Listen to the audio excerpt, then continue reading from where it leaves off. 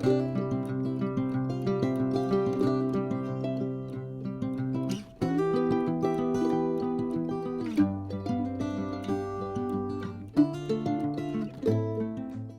there, I thought I'd spend a minute or two talking about how I do my hatches. I've read some things how other people do theirs, and there's no magic to it. But what I figured out is, the size, the optimum size that I want to hatch. This is the bottom side of my of the bunk in the berth. So it has been fiberglassed. It's got 2 coats of resin on it. So what I'm going to do now is set it up for the hatch, and the way I'm doing I guess the lip that the hatch will sit on, as well as giving some structural stability to the plywood. So first of all, I just do a blank that I use to copy for a consistent size hatch. So in this case, it's 10 by 20, I think is what I ended up with. I mark that down because I'm such an exacting craftsman. I used a roll of tape for the corners, mark those out, and then I go very slowly with the scroll saw to try to get as accurate a cut as I want, going from the top down through the fiberglass. That seems to give me a pretty good clean edge. I will inset each scrap a 1/2 inch to create the lip that will work. And then I glue it down, and then I coat the whole bottom in that 3rd coat of epoxy to make sure it's all sealed in. So for this part of it, all I do, I've got a 1/2 inch thick piece of plywood here. I set it up so that it overlaps by 1/2. I mark on either side, and that will help me find where to put my boards when I'm ready to place them. And I'm just eyeballing it, but the eye's pretty accurate when you've got a space to compare it to. So, whoops, on this side. And mark it over here.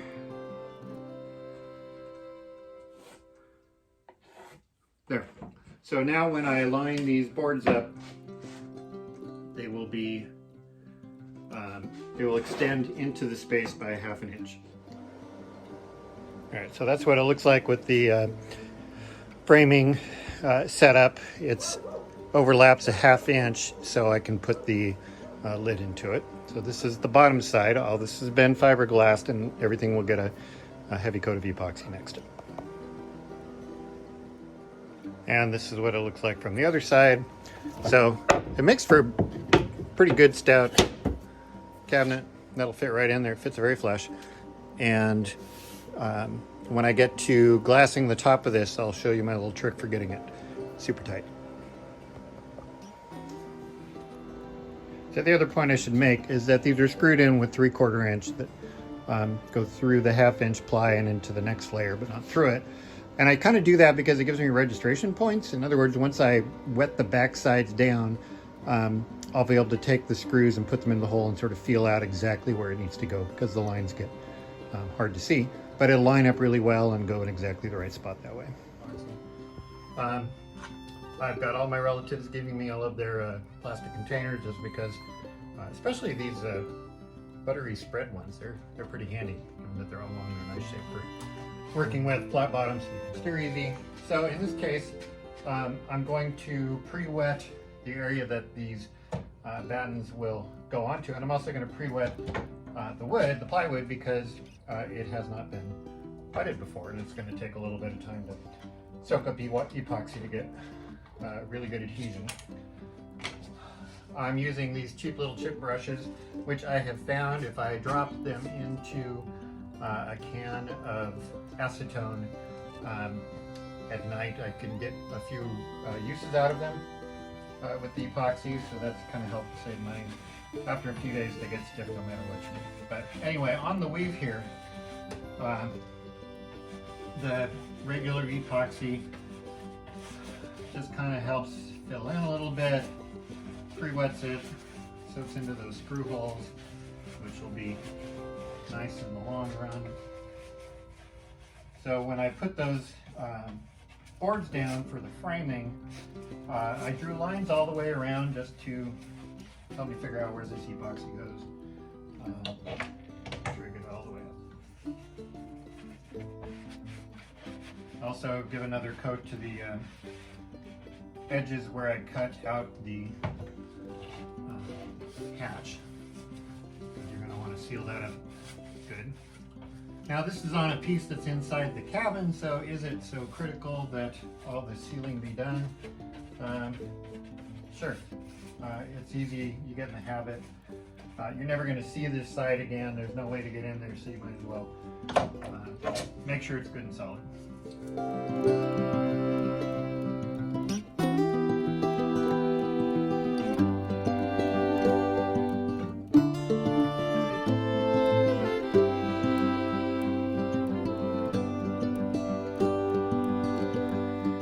Now, if you were doing this in a real shop, unlike my small shop, you could do this assembly line for a lot of your plywood all at once, and that would be a very nice thing. I don't build a lot of your, so I'm doing this kind of one hatch at a time. All right, so that's my regular epoxy.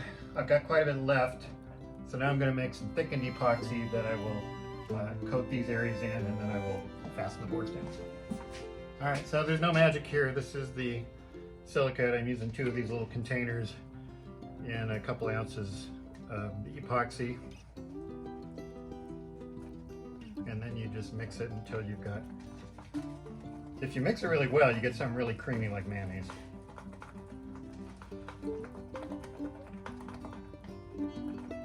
Scraping the bottom, scraping the sides.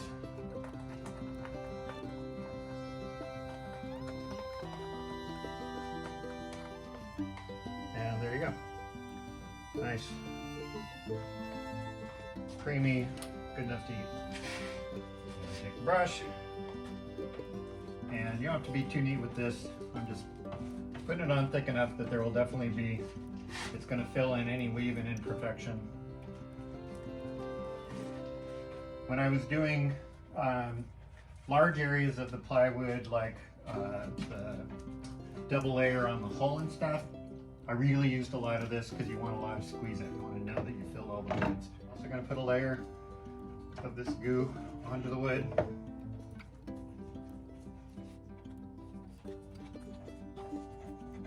Another pro tip here, if you start getting glue all over your gloves, do this.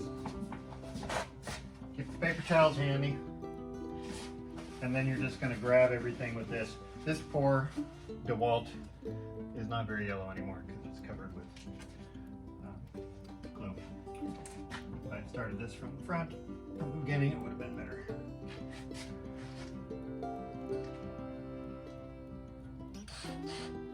So what I'm doing there is putting the screws in far enough that I can feel for the holes. So I feel how it's snapped into the holes. Now I'm going to just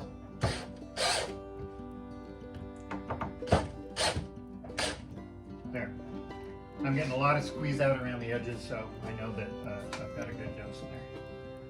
So same thing with this one.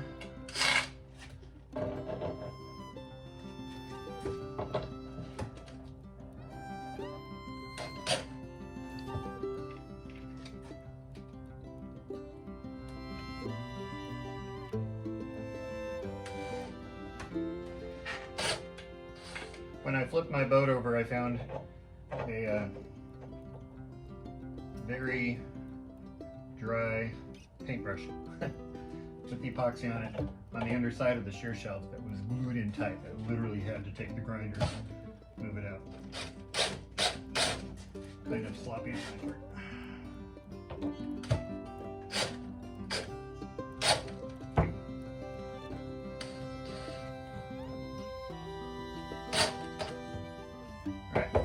Now those are longer distances there, so I'm not getting a lot of squeeze out in between. So I'm going to get a few more screws.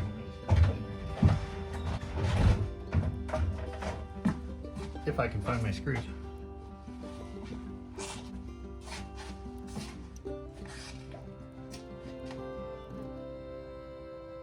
I spend more time looking for stuff.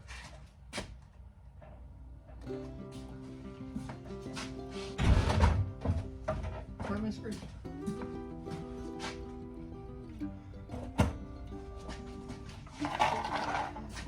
They were right there the whole time. That's pretty typical, so you're seeing me in my native habitat here.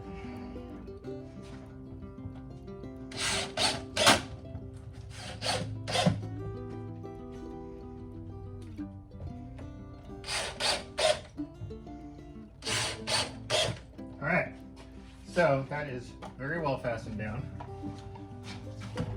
I'm not getting a ton of squeeze out, but I'm getting enough to tell me that it's glued down pretty well. Then I will take the thickened epoxy and go around and kind of smooth out the edges.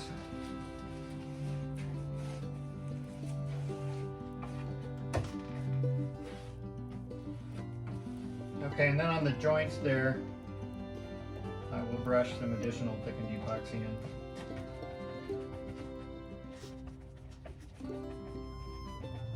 Alright, so those are glued down.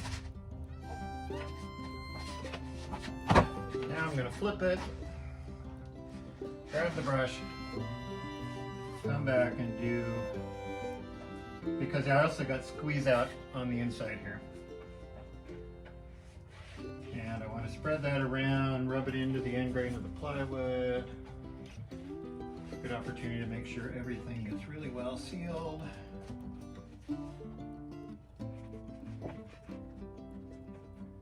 And as is noted in the book, it's good to take your fingers and actually kind of rub that, massage that into the end grain, really work it in there.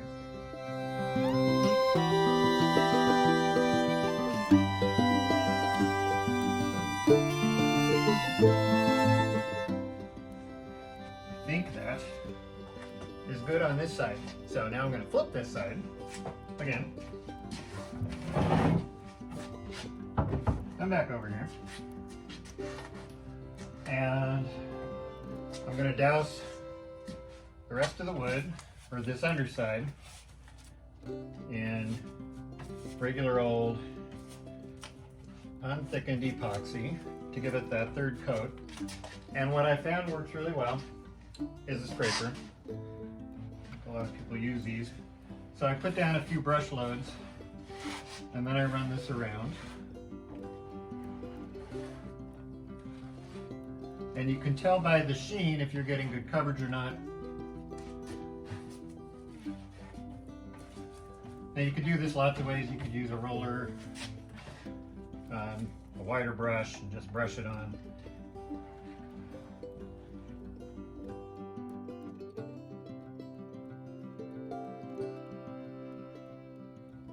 Epoxy has gone up a lot in price over the last year. I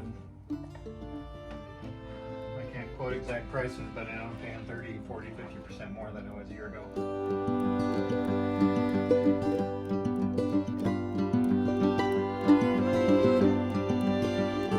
Okay, so this has gotten everything. Now I'm going to use kind of what's left and do the boards, avoiding the screw holes. The nice thing with these screws, these are square bit screws. Even if you get some epoxy in them, it's not a huge chore to take a sharp pick or something and open it up so you can get the bit back in there.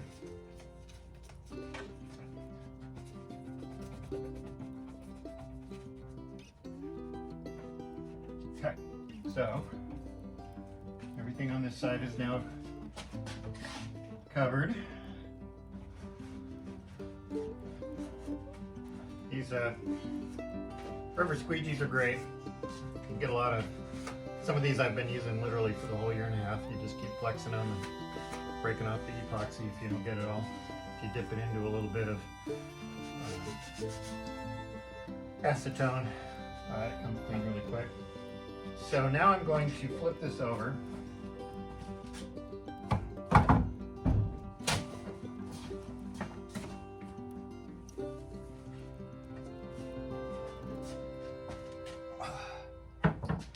So I found that this works really well.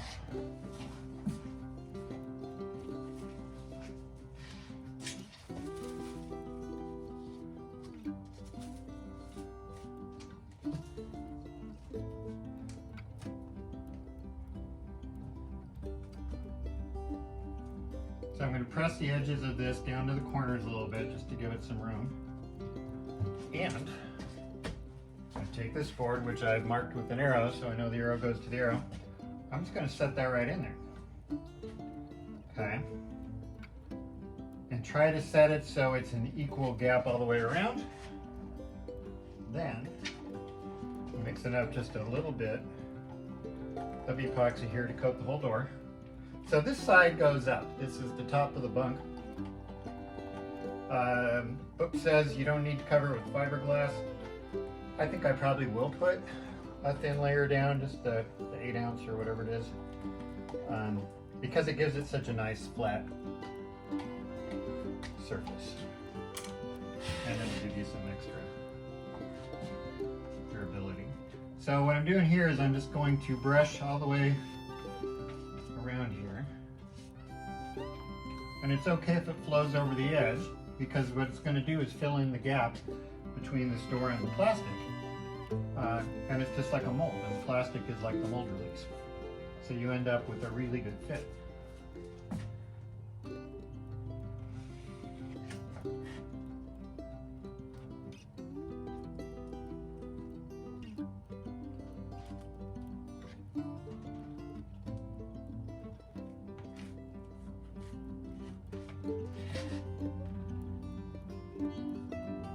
And by putting in the thin epoxy first, kind of works down into the crack like that. Brush over. Then I bring on the thickened epoxy.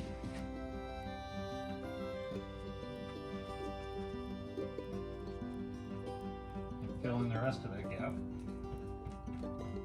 So one thing I did on the second one I did not do on my first hatch was I rounded over, I sanded around all of the edges that come into contact. And the reason I did that is if you leave the edges sharp 90 degrees and you do this, you'll want to come back and sand it again, but you're going to be knocking those 90-degree edges down, which means you'll be back into bare wood real quick. So by rounding them over, you're giving a little more room for the epoxy to stay coated on there.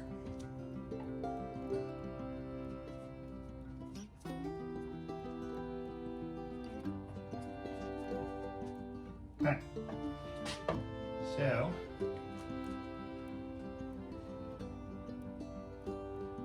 the epoxy sort of starts to settle into the crack and soak into the wood. A little extra around the edges, so scoop this in here.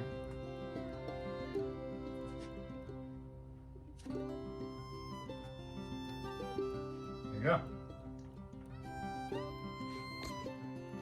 So this is a close-up of what this looks like. The light here. You can see how the thickened epoxy just nicely fills in the edges all the way around. So you can do the same thing with silicone. So if you're working on a hatch, you want it to be pretty much waterproof. Again, do that thin layer of plastic wrap and coat the outsides with a good silicone and really bed it down in there. Scrape it off the top so it's just the edges, and then when it's done, bring the whole thing out, take a razor blade, trim off any excess that leaked underneath or on top, and you've got what's practically a watertight fit. So I don't know, that's what I'm doing. I don't know if other people do it, I don't know if it's a bad idea, but it seems to work for me.